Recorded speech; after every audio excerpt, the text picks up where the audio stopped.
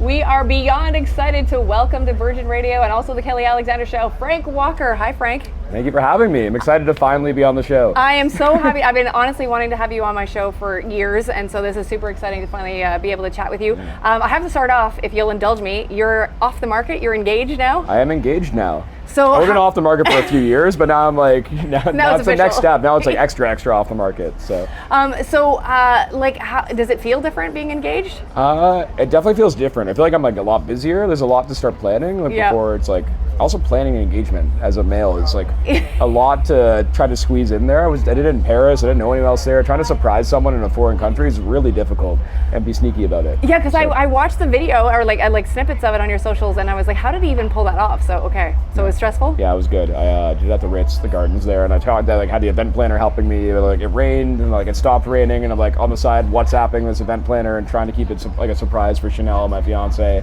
It turned out well, but it was like I feel like I gained a couple gray hairs in that moment getting ready for it. Let's talk about the new song that you just dropped, which is absolutely fantastic. What Love Feels Like.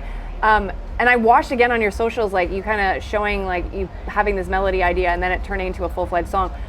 Do you know, because you play such like big venues like festivals like Ile Soniq, are you always thinking that way when you're going to create a song that it needs to be big? Doesn't necessarily need to be big per se. Like some songs feel bigger than others. That one specifically, that melody works for a big main stage, and that definitely kind of evokes a certain emotion that works for a main stage. That melody, it's kind of like that emotional big room feel. Some songs like I Go Dancing is a bit less like main stagey, but there's definitely melodies in there that have different feelings for me. So I think it's not always about a main stage moment, but it's about a moment of, hey, like where do I picture myself listening to this, or how can this connect to someone in a certain way? And that's kind of the more the headspace I'm in when I'm writing. And for me, it's the coolest like feeling when someone reaches out and says like, hey, like I Go Dancing got me through a really tough time, or this song got me through a tough time, or like I did this to this song. Like, that's like the coolest, the epitome of being an artist to me. It's like inspiring those emotions in other people that I have when I'm writing these songs. Now, when you first started out DJing, like did you always know you were going to move into creating your own songs and producing? Like was that always the goal?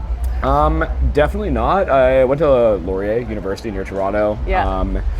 Played on the rugby team. Our team wasn't that good and we were losing a lot, and I started DJing house parties for our team and the football team and stuff. I always liked music growing up and never thought anything would come of it. And that was a lot more fun than getting beat up every weekend. So I'm like, maybe there's something here. Started playing at some local bars, started like opening for bigger artists. And that's when I kind of thought to myself, if I want to take this next level, I need to start making my own music and building my own sound. And yeah, that's kind of got us to where we are today, like skipping over probably 100 steps in there, but. And are you like fully, because obviously it sounds like you are you fully involved in every aspect of everything? Like obviously you've got to plan your sets, you're planning your music, the visuals, like all that stuff. Is that like you making sure everything's how Frank Walker wants it? Yeah, probably to like my management team's probably like chill out and let us handle some stuff. But even like before the set today, like I had my set list done, what I was gonna play, like made a spreadsheet of the song, sent it to my visual guy. It's like, hey, these are the video files we have, they're time coded. Like I hop on all my marketing calls, hop on like all like everything calls. Wow. Yeah, it's good. I like to stay involved. I feel like no one's gonna care about like your project as an artist more than yourself. Yeah. So I think it's good to understand everything that's going on, opposed to just like trusting someone else to do everything. And not to say people don't have your best interests. Like I have an amazing management team, but no one's gonna think about every single little thing. Or if I wake up in the middle of the night and have an idea and make a note to talk about it, you need to kind of control your own destiny, I think. I think so too. I think that's very smart. Do you call Toronto still home for you? Like, is it still home or are you other places? I'm still based out of Toronto. So okay. LA a little bit to work sometimes. There's a lot of good DJs and writers out there, but like my family and all my closest friends are back in Toronto. So I'm happy you stay here. Keep staying in Canada, Frank. That's amazing. It's hard to like, I don't know, it's hard to leave. Yeah. It's like I don't know, when I was like a while back, I was like, maybe I should spend some more time in LA to network there. And after a few like 3 to 4 months there, I'm kind of like, hey, I miss home. I miss what Toronto has to offer. So I think I'll always keep coming back. That's cool. Now, I know you've been to Montreal a bunch of times. Can you tell us what your favorite thing is about Montreal? Poutine. Yeah. That's perfect. No, and the crowd. The crowds here are really, really good. And like, the crowds here love my music, thankfully for me. So A, it's fun to play here, and B, it's fun to eat here. So yeah. Do you find I find Montreal in a way has like adopted you? I know you're from Toronto, but like, do you feel like that they kind of like we've kind of adopted you? I feel like the DJ EDM scene here is really, really good. Like maybe more so as like a percentage of the population than Toronto. Toronto's got like a lot of like I feel like hip hop fans and bunch of different genres. I feel like every time I'm here, like it's a lot of like EDM fans. So I'm glad to be kind of pseudo adopted by Montreal. Yay! Well, can I get you in a Habs jersey, or are you like a Maple Leafs guy? I'm not really like anything fan. I feel like I'm not like a good I'm not like a hockey player by any means. I played a bit growing up, but I can't piss off Toronto. I gotta be like the Switzerland of DJs while being Canadian. That's fair. I did want to ask you about this because I know that you have a film score. Yeah. Can you talk about that? Like this With Love Charlie coming out later on this year. Can you tell people what this is about? This is awesome. Yeah, so I scored a short called With Love Charlie. A few of my friends during the writer's strike that weren't in the movie industry, like one wrote a script and had a bunch of their actor friends, and it was a bunch of different friends all working on this project who weren't like typical industry people. So yeah, it scored a short film. It's set in like Korean wartime, so I really got to experiment with different sounds and instruments and writing stuff that was really outside of like my comfort zone, which is really gratifying because I feel like I got more comfortable with more techniques and got to like flex a bit like a different part of my brain. So it was really, really good. We won a film fest in Korea, like it's half in Korean. So we won like best film and best actor. My buddy Curran Walters won, like they flew him over and he got an award in Korea.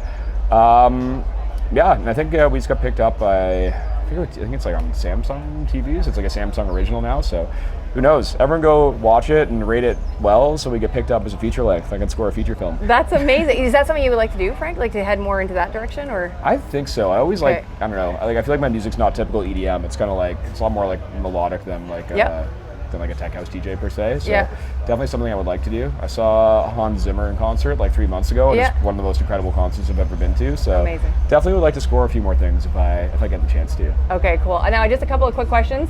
I call Frank Walker Fast Facts. Are you good for this? Sure. If you am I going to learn stuff about myself? I don't know. I hope so. If you could switch places with another artist or DJ for one day, who would it be and why?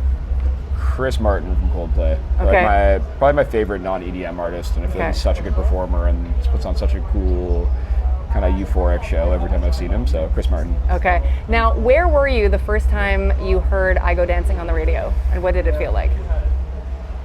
I don't know where I was. That's a good question. I feel like it was probably somewhere between tour, and like you get all the stats of like how many streams it gets. Yeah. And then it probably came on somewhere when I probably was at a radio station doing an interview and they played it on the radio. It's like, and next up we have I Go Dancing, which is probably a really lame answer. That's all good. It's all good. I remember my first one though, Heartbreak Back, that I ever heard on the radio. It was like getting out of an Uber as it pulled up to my house, and it's like, next up, like Heartbreak Back. And I'm like, I can't get out of the car. This is my song. So I made the Uber driver sit there for 3 minutes till my song came on to get a video of it.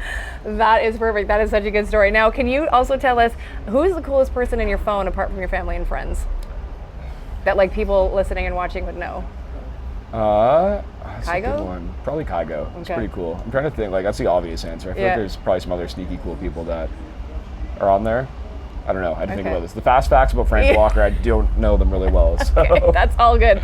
And if you could go up to space with a group of other DJs, just like like Katy Perry went up with all these people earlier on in the year, who would be the 4 other flight crew with you? Trying to think who would like appreciate. I'm a big like outer space kind of physics nerd. Like at Laurier I took like physics as an elective, which is a weird elective to take.